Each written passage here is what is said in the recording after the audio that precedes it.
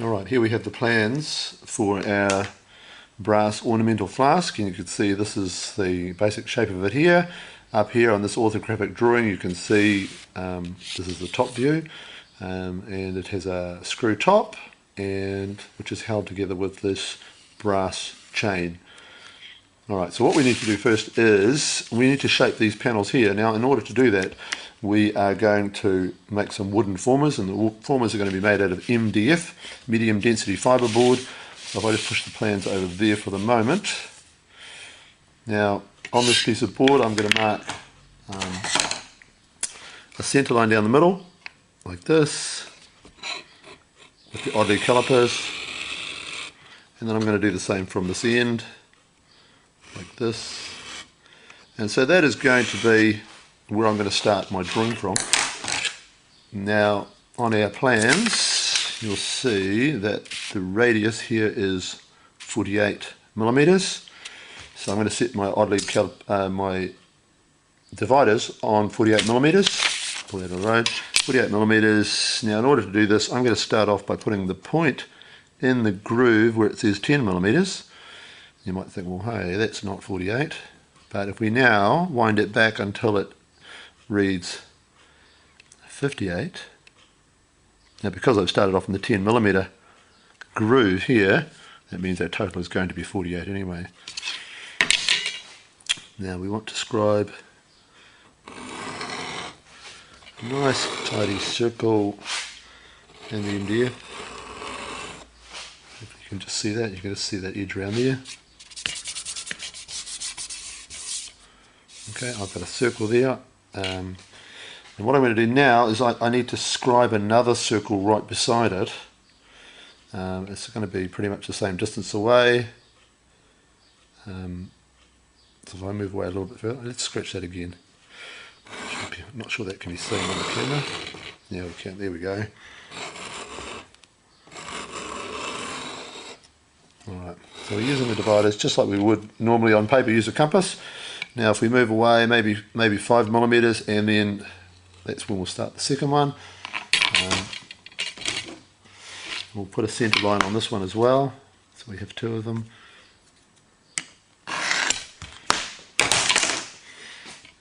Draw another circle. We need two of these wooden formers, so that's why I'm marking out two of them, because we need to cut out two.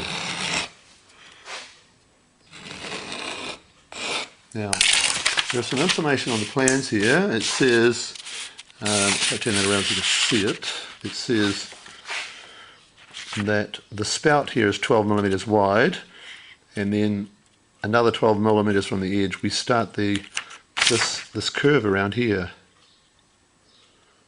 Okay, so that means that's 6 to there, and then plus 12. 6 and 12 is 18, and then this distance across the kind of mouth in this gap piece is 68. So we have got 18. I'll do that now. If I scribe a line across the top here, both circles, so that across, and if I come across 18 from there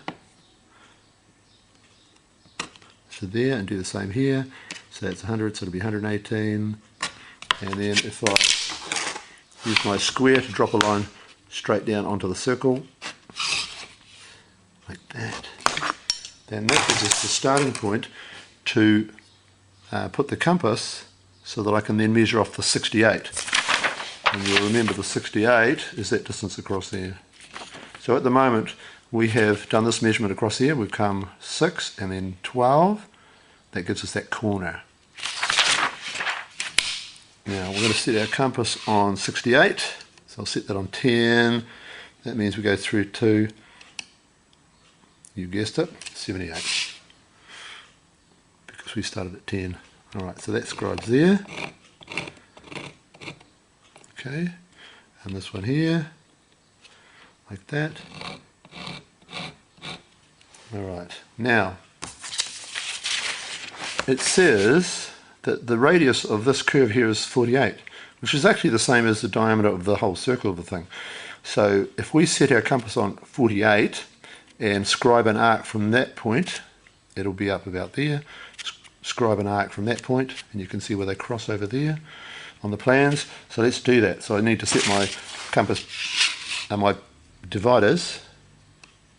Feels like compass.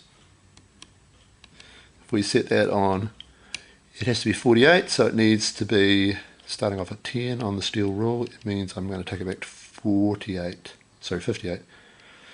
So 10 and then 48 reads 58 on the rule. 48, that's the number. Okay. Now I'll strike an arc out here. And then from this point down here, strike another arc. Can you see where they cross over? Now we simply put our compass point on that point, and we're going to scribe like that and stop there. So that's the shape we're going to cut out. That circle and that piece there. We do the same here. Scribe out there, scribe out there, put the compass point on it.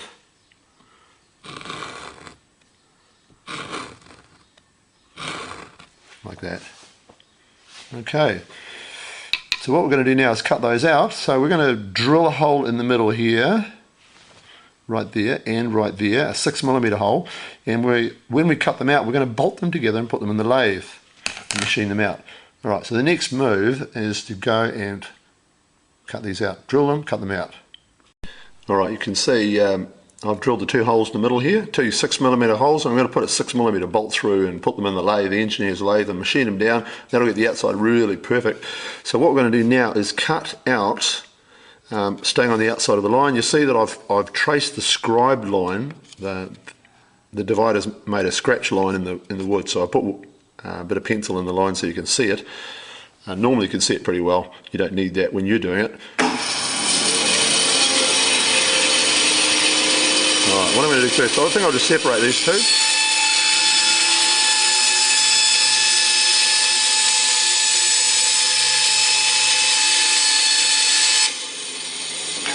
And let's start cutting that out. So I want to cut out this little piece in here. I'm going to stay on the waist side of the line.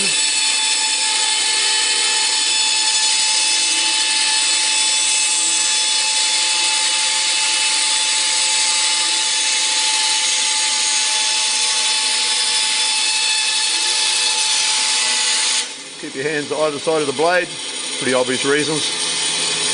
Right, let's cut around the outside, around the perimeter.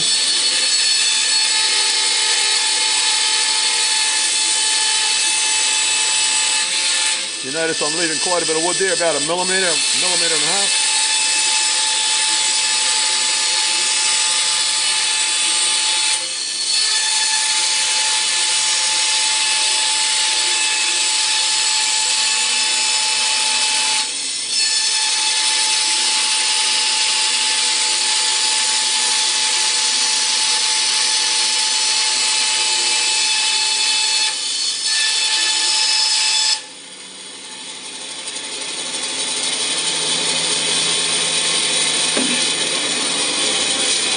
Alright, there we go, so we got one cut out.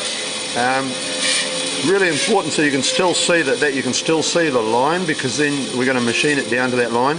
This piece in here we'll use the bobbin sander or the drum sander to trim that out to the right size. And we need to make two of those because we're going to use those as the formers to shape our brass sheet metal over. Now we need two of those, so there's no point in showing you the next one, I'll just get on with it anyway. Alright, we're away again. Okay, now I've cut the formers out. You see these two formers. I've machined this curved concave piece in here on the bobbin sander in the woodwork shop.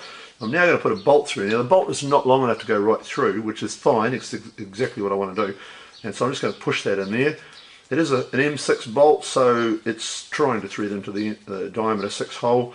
It's kind of just hanging on with a bit of sawdust, but that's fine. We're going to use that there to locate in the jaws over here, and I'm going to tighten that up on the bolt just a little bit, and then I'm going to support this with the tailstock center on the end and apply pressure on that, quite a lot of pressure, and that's going to lock these in. So as this rotates, I'm then going to be able to machine off the outside. Now there is a precaution with an engineer's lathe, and that is that they're not designed for machining wood. So, you know, if your Uncle Bob is a fitter and turner and he knows all about lathes, he'll probably look at this and think, nah, not supposed to do that. But because if the sawdust gets caught on the oil-coated bedways, it actually clogs up underneath the saddle of the carriage. And this is the carriage, this part that moves up and down. Pretty obvious, I guess. On these things here, I guess you'd call them rails, but they're not. They're the bedway of the lathe. And you can notice they've got oil on there, quite a lot of oil. And we want that oil film, protects it, lubricates it, and so on. So what we're going to do to protect the lathe is get a piece of plastic and put it under there, and that's kind of like going to catch everything. Now, putting the centre in the tailstock, push that in there, take the carriage up, lock that tailstock nice and tight, bring that up, make that nice and tight, and we're ready to roll. Okay, we'll take the tool back, that's it nicely, we'll tighten that up. Oh dear, just going to stop there.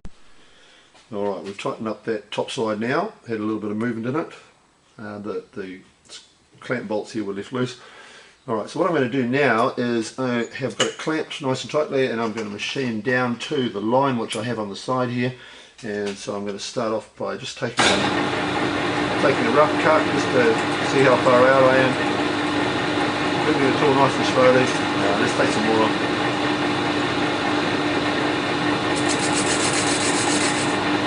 In fact, pretty much we could go right down. I can go right down to the line.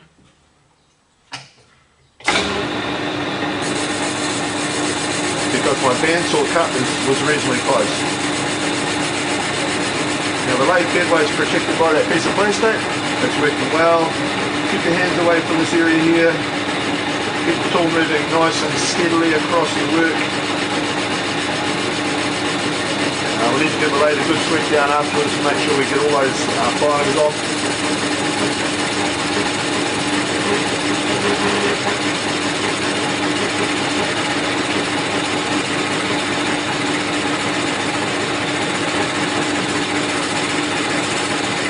Almost to the end, as you can see.